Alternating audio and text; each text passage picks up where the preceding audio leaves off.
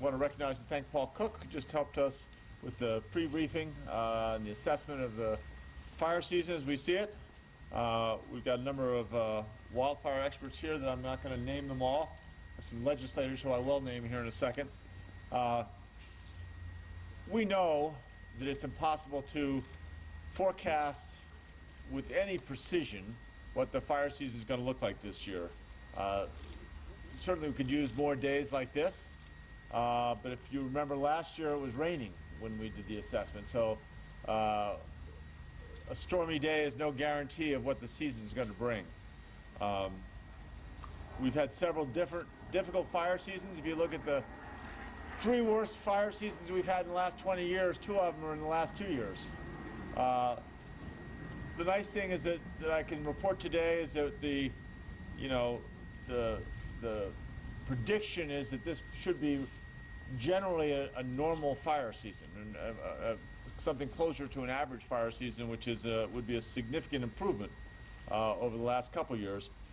That being said, a typical fire season is still, if you step back and look at it, 3,000 to 3,500 fires, probably 300 fires that are over 100 acres or over 300 acres outside of timber will probably burn. A normal fire season will probably burn 100,000 acres.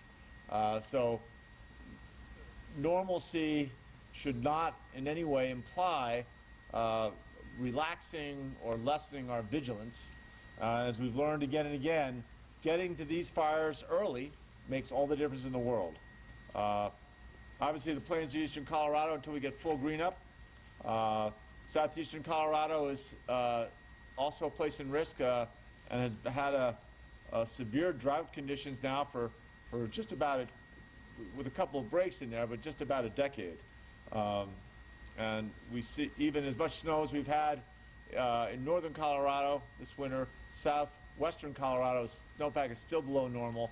And even this big storm, if you go down to Pagosa Springs and Durango down there, they only got about a half an inch of moisture in the whole storm.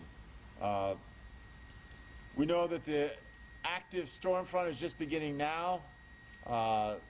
Worst month is June, or the worst month actually is generally on average, the worst month is July, although we do seem to have had our largest fires have been in June. I think the good, positive perspective that I can bring is the fact that I think we are ready. And I think we've made tremendous advance in the last few years in terms of how we integrate our local firefighters with the state assets and the federal assets. In our presentation, we talked to the Forest Service and the BLM. They are ready and capable to be our partners as well. So with that, why don't I turn it over to our resident expert, Paul Cook.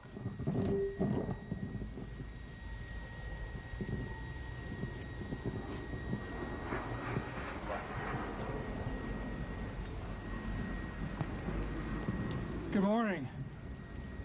As the governor indicated, we really don't know what the fire season is going to bring. It's we are hopeful that the moisture is a sign of things to come. We are hopeful that we can have a mild fire season, but as the governor said, we believe that we're prepared for the eventuality. We are going to see fire. In fact, you see in front of you just a small sample of the partnerships are involved in wildland fire, from the local fire departments and the sheriffs, the county sheriffs, the local emergency managers, the state and our federal partners. They work together all year round to plan for the eventuality and the inevitability of the wildfire. This year we've made tremendous advances in resource mobilization, making greater impact as it relates to getting more forces on the ground quicker. And certainly there's the changes that we're making in our aviation program, the key of which is early detection, remote sensing, the ability to provide our local incident commanders with information early on about the nature of the fire that they're being confronted with, so they can make sound management decisions about those fires. We have an example, today we have an example of the technology that we're looking to deploy this fire season in terms of early detection, remote sensing, the cameras, the infrared devices. We also have our wildfire information management system online for display, and that's the tool that our incident management teams will be utilizing, so they have better information about the fuels involved, the fuel moisture, the weather conditions, wind speed, access points, the things that they need to make a good management decision. So the governor talked about integrating our state and local resources, and we continue to, we have a partnership program we started last year where we're jointly staffing state engines with local firefighters and state firefighters. The pilot worked really well last year. We're expanding that with the support of the governor and the legislature this year, and it's going to make a difference. So I'd like to just thank those. I'd like to thank the governor for his leadership, the legislators that have supported us, and all of our state and local partners and our federal partners for what they bring in terms of preparedness for the wildfire season. And Governor, with that,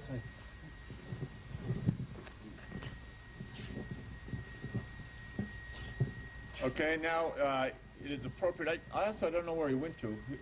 Where's Mike King? Is he still here? There's one expert here who's not a firefighter, but has become an expert in firefighting. Our head of Department of Natural Resources, Mike King, is here. So it is appropriate that we sign these three bills we're going to sign into law today to make sure that we further secure our ability to fight fires, to get to fires sooner, do a better job of diminishing the damage that they cause, and most importantly, increase public safety. So first is going to be allowing CWRPDA, private entity forest health loans. Senator Schwartz, Representative Hamner. Representative Hamner's not here, but Senator Schwartz is here. Do you want to say something briefly about this bill?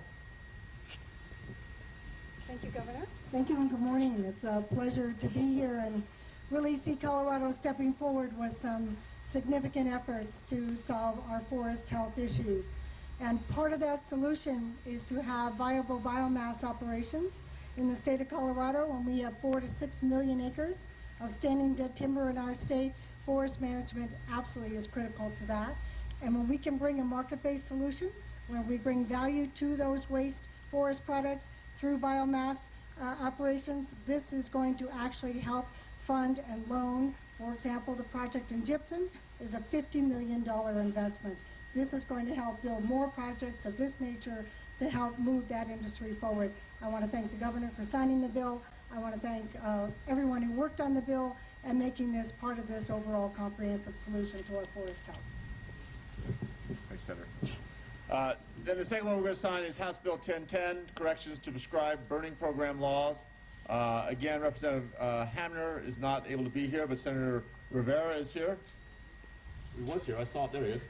You want to say a word? Thank you, Governor Hickenlooper. Appreciate that. Once again, all these bills are aimed at making the state safer. As the governor said, we don't know what's going to come up down the road, but we have to be prepared for anything that should arise. With these bills that we're signing, we have some various tools that we can use to combat these atrocious fires that have been taking place here in the state. And again, I want to echo the sentiments of Senator Schwartz, who said it's not just one, but all of us that come together as a legislators in order to get these bills passed and see that it gets done to make Colorado a safer place. And I want to thank all my colleagues for what they have done. Thank you. Thank you, Senator. All right, and then the third one we're going to sign is the Colorado Aerial Firefighting Fleet Aircraft Acquisition. I don't make these titles up, just so we're clear. And we have the all four sponsors. I think I didn't see Representative McLaughlin. Is he here? I know he's going to trying to get here. He'll probably get here by the time we get done. But we do have Senator Carroll, Senator King, and Representative Gardner. Senator Carroll and then Senator King, you want us to come say a few words? Thank you. So we're obviously here with an overall comprehensive package. I just wanted to point out that this has been a partnership over multiple years with the governor's office, with our budgeting gurus, and with the leadership as well of Senator Steve King on a multi-year effort so that we can do the significant work of not only the report that was necessary to ascertain all the resources that we can and should be providing to those that are fighting fires for us on the ground, but to frankly make sure we fund it, which was not necessarily easy. We had a lot of help from Henry Soganay and your administration. A report without funding doesn't do us a lot of good. And also with Doug Young, Alan Salazar in your office as well. And just wanted to thank Senator Steve King for multi-year partnership and effort for this to happen, and for all of you here who have really pulled together to make sure that we are seamlessly doing as much as we can to prevent, early detect, protect our resources, our water, and our people. And we want to thank you for your effort, your leadership, and your support. Thank you, President Carroll. Thank you for being here, and she's absolutely right. It was a team effort. Both sides of the aisle, 35 senators voting in favor of, 35 senators co-sponsoring, a lot of support from the Senate and the House and the governor's office. You know, Wayne Aspinall, Democrat out of Palisade, said that in the West, when you touch water, you touch everything. We currently have over 4 million acres of dead trees around our watersheds. 3 days without this, you die. We have got to focus on the management of our lands around our watersheds. We have got to have a partnership with the federal government to deal with remediating the 70% of federal land on the western slope around our watersheds. It's critical for the future of our state and for future generations. This bill is one step in that direction. Like I said, it's been a partnership, including CAL FIRE, DynCorp, Colson Group. There is a number of people involved in getting this bill passed, and I certainly want to thank the governor for signing it and his leadership. I want to thank President Carroll for her help and her leadership on this, and thank you all for coming and supporting this signing. Thanks. Thanks, Senator.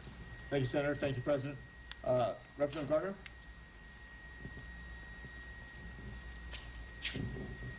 Thank you, Governor. Thank you all for being here, and thank you to our first responders for being here. I want to thank the governor as well for his leadership, and my House co-sponsor, Representative McLaughlin, who I think is making his way through the snow here from Durango. I want everyone to understand that this bill has been a multi-year effort. It started last year with a bill that created the Firefighting Air Corps and a study of what the resources were that were needed. And then this year with the acquisition bill for 2 aircraft that the state is actually going to acquire that are not aircraft that are going to drop slurry, but they're sensor aircraft that bring the technology for early detection, for mapping the fire, for bringing the right resources, both air and particularly on the ground, because without the firefighters on the ground, these fires are not put out. This effort really has been Senator Steve King. I want to thank him for letting me just be the House sponsor for what I believe will make a world of difference in Colorado in the coming years. Many of you know I'm an El Paso County legislator. We have had, over the past 2 years, tremendous losses in our community of in total over 500 homes and many, many acres, and millions and into billions of dollars of losses. These resources will help us in the future in all of our communities fight those fires, which we know are almost inevitable. We hope and pray for a better year this year, but as we have learned the lessons and gathered the resources, we are better prepared and will be, due to your leadership, Governor, and President Carroll, Senator King, Representative McLaughlin, and all of your staffs who, as President Carroll said, without their work to find the money in the tight budget that we always have, and to make it happen. Paul Cook, thank you so much. Thank you, Governor. All right, now we'll make some laws.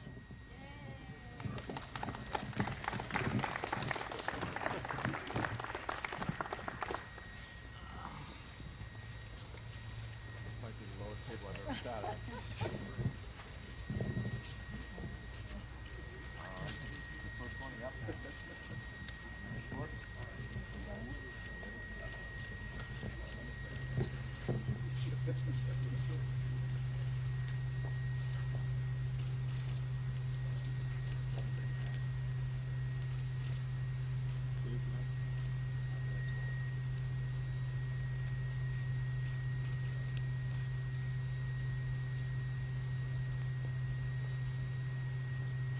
One down.